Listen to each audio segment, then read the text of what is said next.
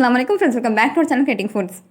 சிக்கனோட பிரெஸ்ட் பீசஸை சின்ன சின்னதாக க்யூப் மாதிரி கட் பண்ணி எடுத்துகிட்டு நெக்ஸ்ட்டு ஒரு பவுலில் தேவையான உப்பு கொஞ்சமாக 1/4 ஸ்பூன் அளவுக்கு, நெக்ஸ்ட்டு இது கூட 2 to 3 ஸ்பூன் அளவுக்கு கார்ன்ஃப்ளவர் ஆட் பண்ணிவிட்டு இது கூட 1/2 ஸ்பூன் அளவுக்கு கரம் மசாலா, 2 to 3 டீஸ்பூன் அளவுக்கு சிக்கன் மசாலா, நெக்ஸ்ட்டு இது கூடவே நல்லா உரப்பாக இருக்கிறதுக்காக பெப்பர் ஆட் பண்ணிக்கலாம்.